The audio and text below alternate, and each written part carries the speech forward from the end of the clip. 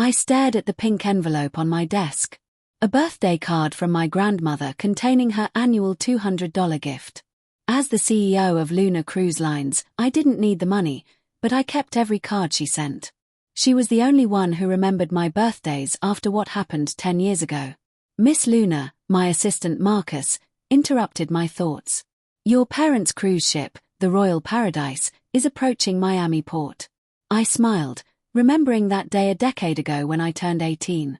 10 years earlier. We need to talk about your birthday party, Mom announced at breakfast, not even looking up from her phone. Dad sat beside her, focused on his newspaper. I brightened. My 18th birthday was coming up, and they'd promised something special. After years of forgotten or minimized celebrations because money was tight, they'd finally agreed to throw me a proper party. I've already invited everyone from school, I said excitedly. And Grandma's flying in from Dash. That's what we need to discuss. Dad cut in. We're cancelling the party. The toast in my hand dropped to the plate. What? But you promised. Well, something better came up. Mom smiled, showing Dad her phone. Remember that luxury cruise we've always wanted to take? The Royal Paradise has an opening for next week. But that's my birthday money, I said quietly. You said you'd been saving it specially. Oh, honey. Mom reached across the table to pat my hand condescendingly. You're old enough to understand. This cruise is very exclusive.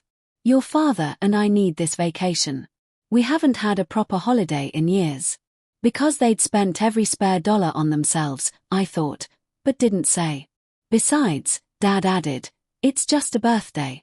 You can celebrate next year. What about all the people I invited? Grandma's already bought her ticket. Dash, you're old enough to handle cancellations. Mom waved dismissively. This is about priorities, sweetie. You'll understand when you're older. I sat there watching them excitedly discuss their upcoming cruise while my birthday plans crumbled. Something inside me hardened in that moment. Fine, I said, standing up. You're right. I am old enough to understand. That's my girl. Dad smiled, still not looking up. We'll bring you back a souvenir. That night, I called my grandmother. They did it again, didn't they? She asked, hearing the tears in my voice. The party money.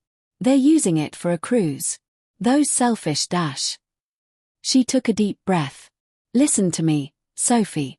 Remember that investment account I set up for you when you were born? The one your parents don't know about. Yes, it's matured. There's enough there for college and then some. Maybe it's time you used it.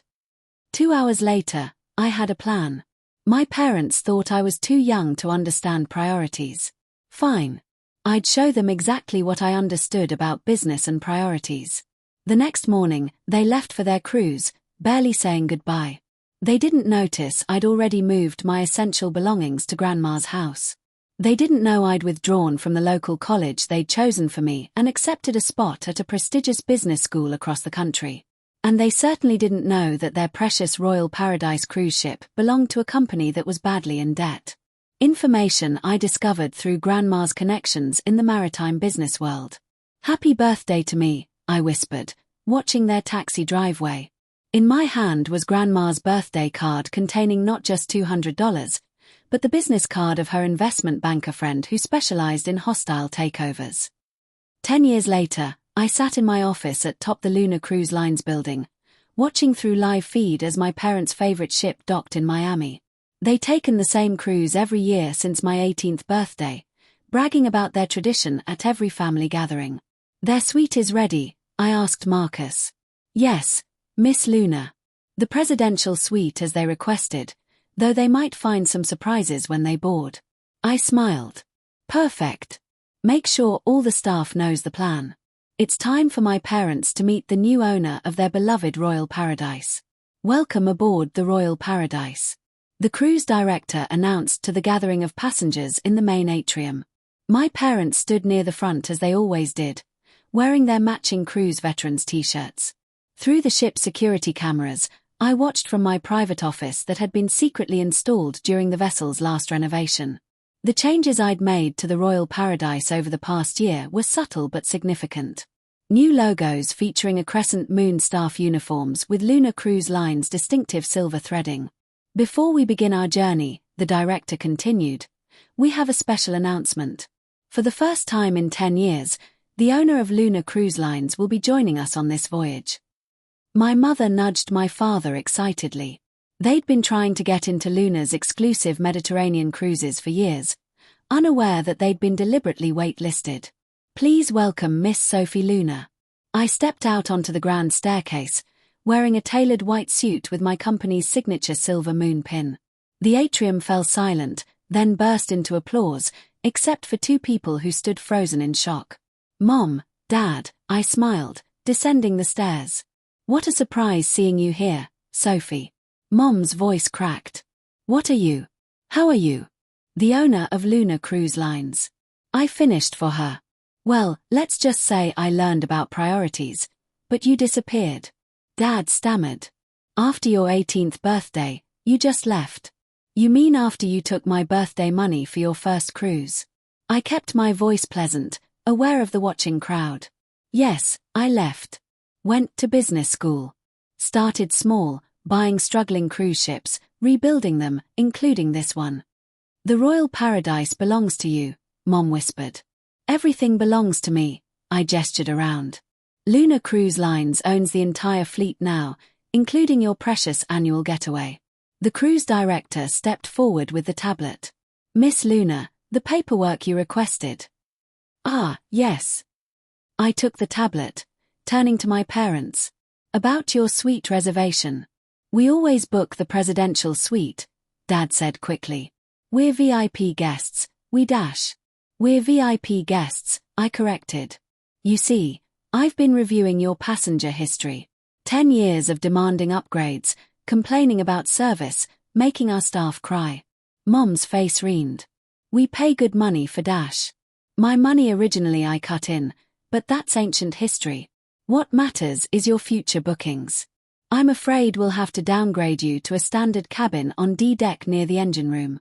You can't do that. Dad protested. I can. It's my ship. I handed them their new room keys. Consider it a lesson in priorities. Oh, and one more thing.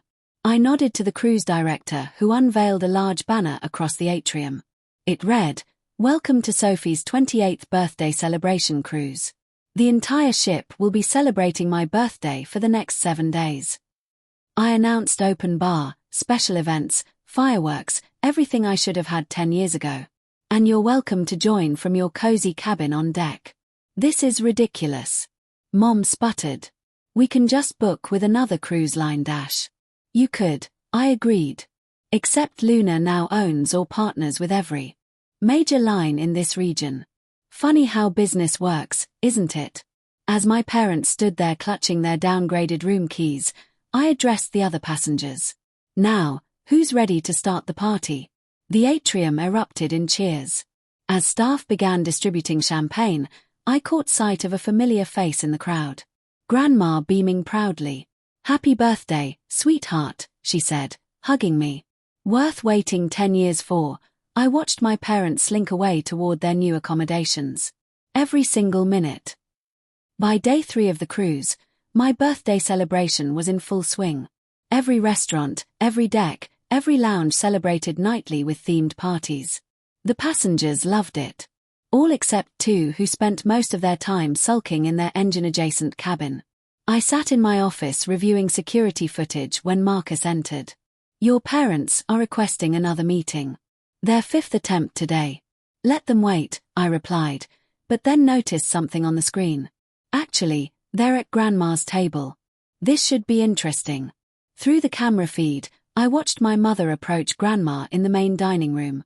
Helen, please. She was saying, you have to talk to Sophie. This is cruel. Grandma sipped her wine calmly. Cruel, like cancelling your daughter's 18th birthday for a cruise. Or maybe like forgetting her graduation because you were on another cruise. Or perhaps like missing her college graduation because, oh yes, you were on this very ship. We had no idea she even graduated. Dad protested. She never told us where she went to school. You never asked. Grandma's voice was still too busy planning your next vacation to wonder why your only child disappeared. We're her parents. Mom insisted. No. Grandma set down her glass. You're just the people who gave birth to her. I'm the one who supported her dreams, who helped her apply to business school, who attended every graduation. Did you know she graduated top of her class? Did you know she built this company from scratch? No inherited money except what I saved for her. Did you know she makes a point of remembering every employee's birthday because she knows how it feels to be forgotten? My parents sat there speechless. Now, if you'll excuse me, Grandma stood, straightening her dinner jacket.